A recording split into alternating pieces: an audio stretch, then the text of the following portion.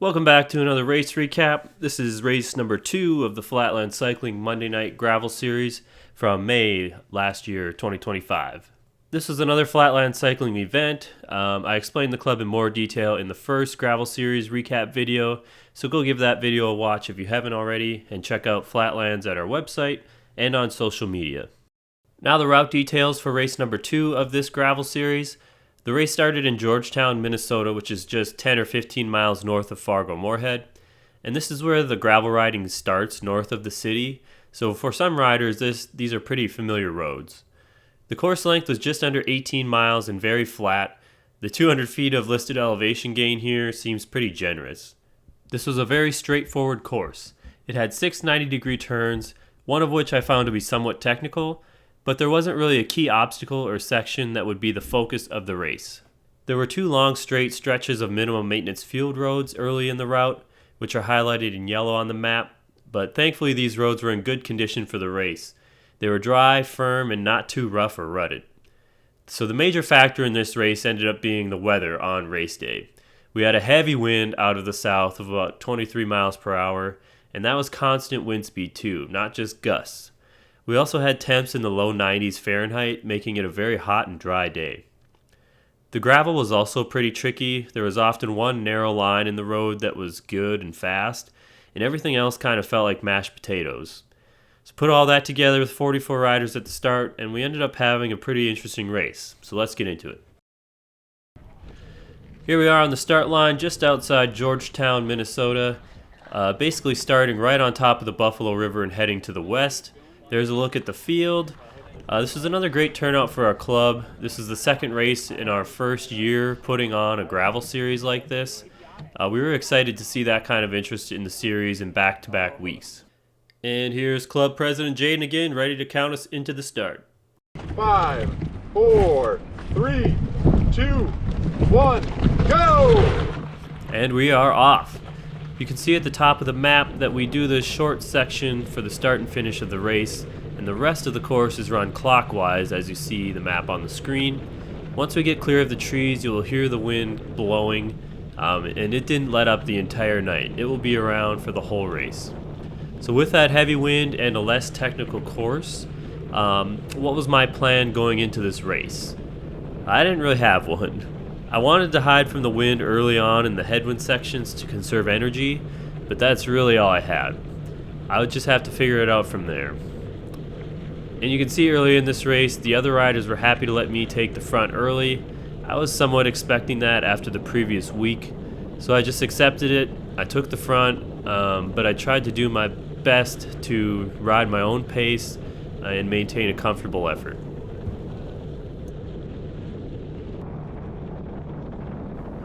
Okay, we've skipped ahead to the first bit of action in the race. We've made it around this first bend in the road and are now going into the headwind for the first time.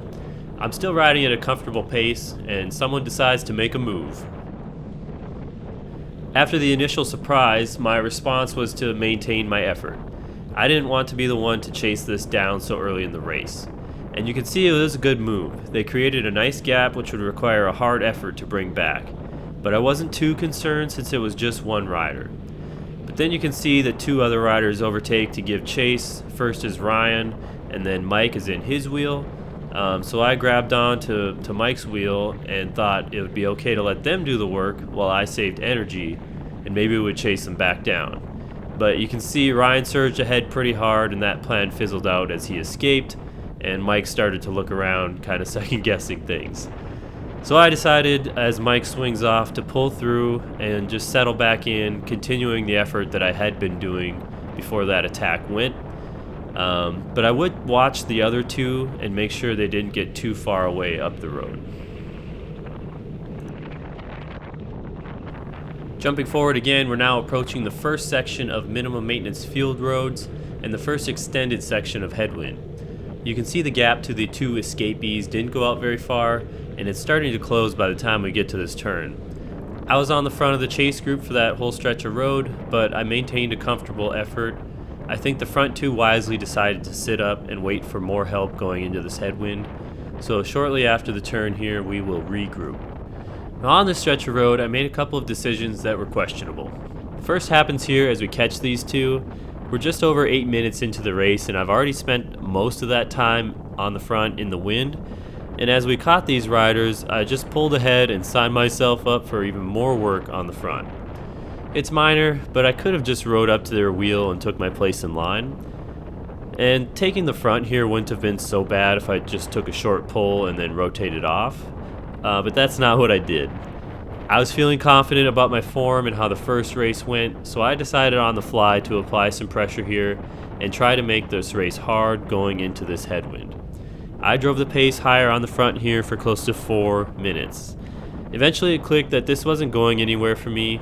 I still had riders in my wheel who were no doubt saving a lot of energy compared to me, so eventually I pulled off the front and rotated back. And this was a hard effort, and I'm not sure I really gained anything from it. I wasn't looking, but I might have reduced the size of the front group, but that's really about the only benefit that we gained here. And if I wasn't smarter about how much energy I was using early in this race, efforts like this could end up coming back to bite me later on. So jumping ahead, this is the end of my 4-minute pull that I took. I swing off the front, and Ryan eventually comes around, and he was the only one that does so. So okay, maybe driving the pace was working after all. I think a couple other riders were not far off of Ryan's wheel here, but there's enough of a gap that I decided to just take his wheel to get a bit of recovery after that effort and let him lead the way for a while. Jumping forward again, we're at the end of Ryan's turn on the front, and he also took a longer pull here and got us to this section line that's coming up, where he decides to swing off and rotate to the back. And here I make another questionable decision. I decided on the spot to launch a very hard attack right as I took the front again. You can see here the watts go way up as I got out of the saddle for a few hard pedal strokes, and then I sat down and kept the threshold effort for almost 3 minutes before again realizing that this wasn't sustainable and probably not getting me any valuable ground. So at the time I thought I could possibly catch Ryan off guard after he just did that long pull. That's a scenario where riders are vulnerable and they can get dropped from a group. And if that didn't happen, at the very least it would force him to dig deep to catch back on either my wheel or if there was a rider behind me. And as we'll see soon, there were a couple of riders back there that he could work with to bring me back. So in reality, my chances of escaping and staying away here with this attack were very small. I was just using up more valuable energy and we still had a very long way to go. Jumping ahead here, we're at the end of that 3-minute pull, and I can only imagine as Ryan takes the front here that he's probably looking at me thinking, what the heck was that? And that's fair, because that was a pretty targeted attack. Sorry, Ryan. Now we'll see the 2 other riders are fully caught onto Ryan's wheel, which officially makes the lead group a group of 4. We have Ryan on the front, Chad in second wheel, and Max in third, then it's me. So now we're about 17 minutes into this race. I've done a lot of that in the wind, which was not what I had in mind going into the race. So I finally decided to settle in here and work with these guys, try to do some recovering, and come up with a better strategy.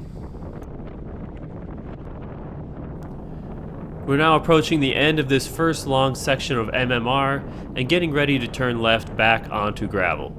We did a good job working together as a group for the rest of that stretch of road, taking short turns on the front and rotating through nicely. I took another longer turn on the front at the end of this stretch, holding the front for close to 1.5 minutes, but I kept a comfortable and consistent effort, and I actually had a good reason for staying on the front this time. I didn't rotate to the back because I wanted to maintain my position at the front going into this section after the turn. At some point I realized that this crosswind section could be used to my benefit.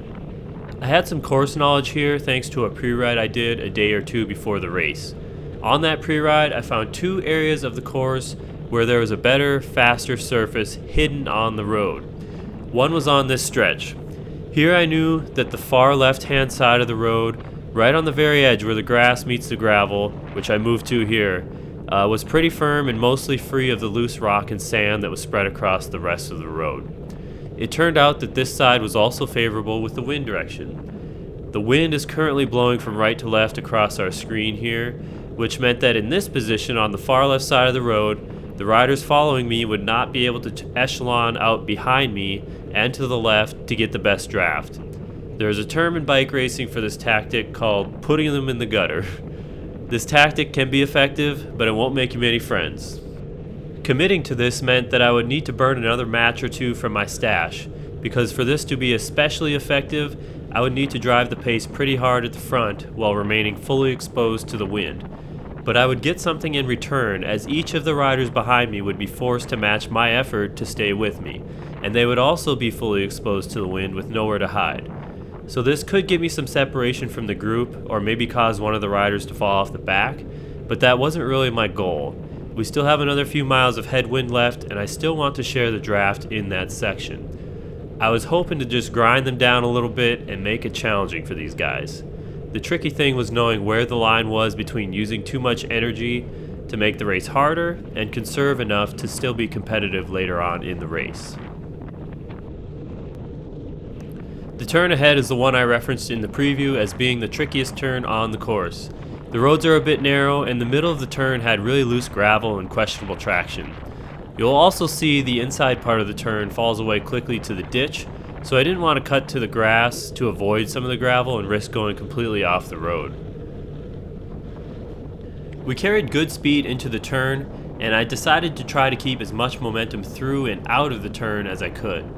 I continued to pedal hard after the turn as well, trying to apply a bit of pressure to the three behind me and force them to continue to dig for a bit longer. Right about here is where I eased off and moved over, hoping to fall in behind the other three riders. But you see Ryan pulls through, still looking strong, and nobody was immediately on his wheel, so I took up that spot. And it's now becoming clear to me that in this group of four, Ryan would be my primary focus for the rest of this race. Each time I made an effort on the front to make the race hard, he was the one who was there to come around me and take the front. Now, having said that, an interesting moment happens a little further down the road. The four of us had regrouped and we resumed taking our turns in the rotation. After I was done on the front and dropping back here, you can see that Chad lets me in ahead of him in third wheel, and he skipped his turn. So alarm bells were going off for me here. He was either struggling and needed more time in the back of the group to recover, or he was intentionally skipping turns and trying to let the rest of us do more work at the front. Now, I should note here that I didn't even realize this was Chad during the race. I didn't notice him pre-race, and I didn't take a good look at him during the race to realize who it was. Chad's a well-known rider in our area. He's very talented and accomplished bike racer. He knows a few bike racing tricks. Even though I didn't know it was him, I made a note of this and I would watch to see if he would continue to do this. And I was definitely keeping an eye out for any surprise attacks. After all, he was the one who first launched at the very beginning of this race. But he did take his next turn on the front, and the group continued to cooperate after this. Finally, we reached the end of the headwind with this upcoming right-hand turn, and get back on gravel and back in the crosswind. This will be a longer crosswind section than the first one, and the road again felt like there was only one good line. You can see here I'm in third wheel after the turn, and I try for a short time to get some benefit from the draft, but with a loose road surface and high crosswind going from left to right across the screen, it was hard for everyone to maintain a steady line. Right about here you'll see Max come over pretty hard on my front wheel there, which is okay. It's my job to be aware of that as the rider behind, but it essentially told me the draft wasn't going to work here, and we were basically in the gutter again behind Ryan trying to hold the good narrow line on the road. So after a moment processing the situation, I gave up on trying to draft and moved to the left side.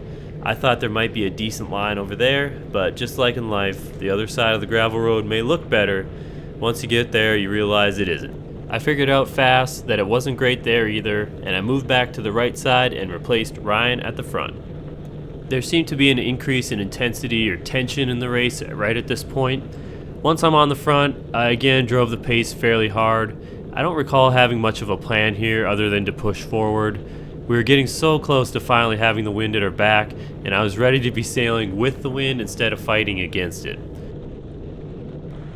Jumping forward a bit, Ryan comes around me with good pace here, and he is still my main focus in this group. The other two are still there, they're just not pulling through, so I hop on his wheel to get as much rest as I could.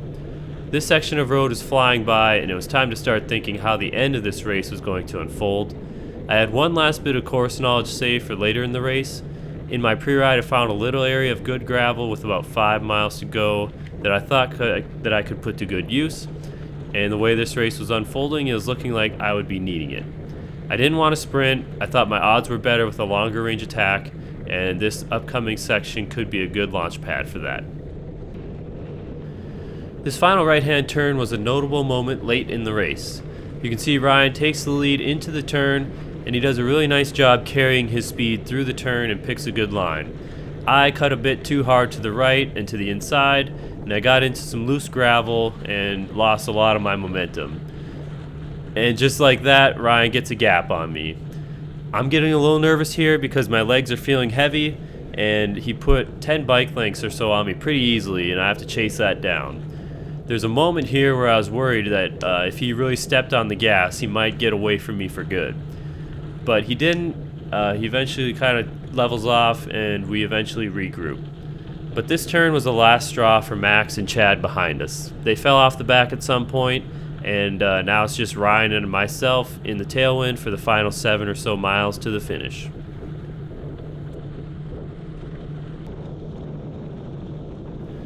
Jumping ahead to the decisive moment of the race. We are coming up on the section of road I had scouted out in my pre-ride. Once the road straightens out after this corner, the very far right side of the road becomes very firm and smooth and fast. I decided I would use this to make my move. With Ryan now in front, I had a chance to recover a little bit on his wheel before I launched, but you can see he carried good pace coming around me, and I didn't do a great job keeping close to get the maximum benefit. I was starting to feel that after all the energy I had put out earlier in this race, I had one move left to make, and it had to be good. I really didn't want to leave this for a sprint at the end. I was concerned my legs were fried, and I hadn't really been training my sprint leading up to the race. It also seemed like Ryan still had good pop in his legs, and he would be difficult to beat in that scenario. So I would take my chances with a surprise long-range attack.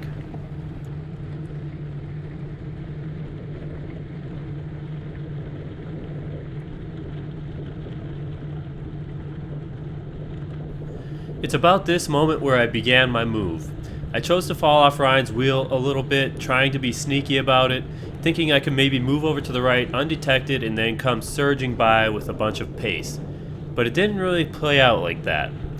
You can see Ryan look over at me as soon as I got over there, but I think I definitely surprised him, and it took him a moment to make a decision in response. I believe he moved to the far left side of the road initially before moving over to join me on the right-hand side.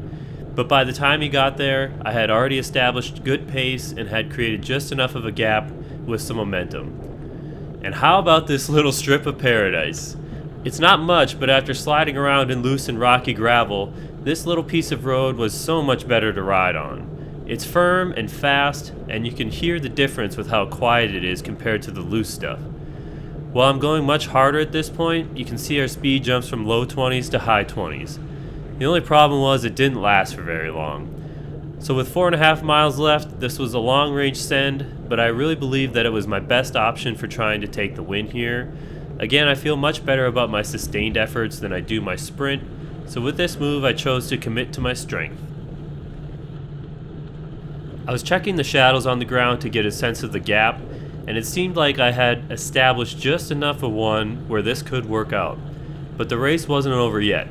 There were a couple of things that could still keep me from riding away. First, with the hot conditions, I felt thirsty throughout this race and was likely dehydrated to some degree, so the risk of cramping was present or just plain bonking. Add to that, you can see my heart rate jumped up to 180 beats per minute, which is not too far off my max heart rate. So near the end of an already difficult race, I'm really approaching my limit with this effort. But I was able to settle in after that initial surge and eventually managed to bring my heart rate back into the 170s, which was more comfortable for me. Having the wind at my back also really helped my morale. Every pedal stroke was bringing me closer to the finish, and the wind was just pushing me on.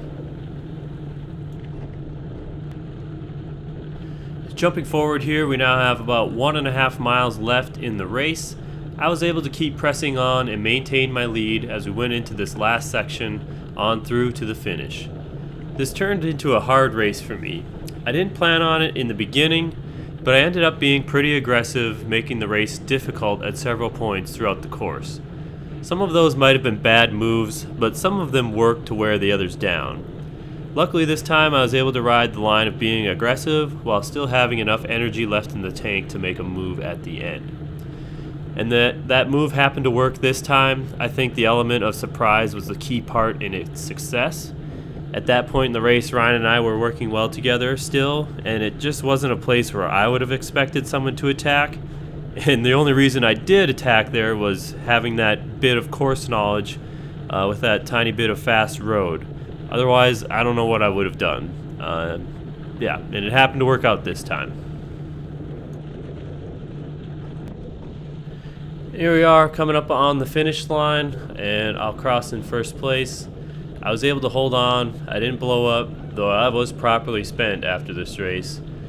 This was a lot of fun. It unfolded much differently from the previous week. The group dynamics and tactics were very interesting, and it was exciting to be in that situation as a rider. Great job to Ryan, Chad, Max, and everyone else who lined up. And thank you to FlatLands Cycling, to Terry, Jaden, and Alex for putting on this race. Here are some stats and data from the ride, if that's of any interest to you at all. There you go. So now let's talk about the final 2 rounds of this series. Unfortunately, I do not have video from those 2 races because this one we just watched was my last race of the 4 that were scheduled. For the 3rd race, I made a late decision to sit out. It was a wet and cold day, and the day before I had done another race in Rochester, Minnesota. And that was a Minnesota Mountain Bike Series event, and I jumped into the marathon class, which was a 4-hour effort. I dug pretty deep for that race, but I was still optimistic and still planned to do the Monday night gravel race the next day. But come race time, I was feeling this effort you can see on the screen, and I was not excited to line up again, especially in the poor conditions. I figured that since we all get one drop race in the series, this would be a good time to use that, recover for the next week. So I scratched and I watched from the sidelines. I did get some photos of the race, as you can see here. Alex showed up for this one. He's another fast rider from our area, and he and Ryan had a good battle in this race. In the end, Alex would take the win with Ryan in 2nd place and Max in 3rd. And that means that Ryan, Max, and myself all have solid finishes going into this last race, and that was where the series would ultimately be decided. FlatLands mapped out a great route near Hawley, Minnesota, which features rolling hills early and often. It would have been an 18-mile course with nearly 1,300 feet of elevation, but Mother Nature stepped in and we had to cancel that final round. Wildfire smoke blew in and hung around, making the air quality very poor.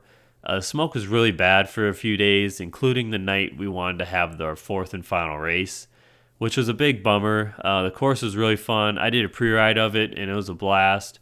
It would have been another very interesting race, and it would have decided the series, but it was a smart thing to do to cancel the race for everyone's health and safety. So that concludes the Gravel Series videos that I have. Ryan was crowned deserving champion of the series for the Open Men division, being consistent in each of the 3 races we ended up having. So congrats to Ryan. And overall, the first year of having the series went great for FlatLands. We hope everyone who joined had fun racing with us, and we're excited to be bringing the series back in 2026. This year, the series will be 3 rounds with no drop races. We have a rough plan for the courses we'll use, but we haven't finalized everything yet. So stay tuned for FlatLands Cycling social media for more news on that, and we hope you'll join us for year 2. Up next on the channel, I'll have a couple videos from last year's Monday Night Mountain Bike Series that FlatLands held, and I also have video from last year's Nepomuk Gnarly race where I did the 40-mile division. That was an exciting race, and it'll be a fun one to watch back and examine here in depth on the channel, so hope you'll join us for that. That's all I have for this one. Thanks again for watching. I hope to see you back here for more videos coming soon.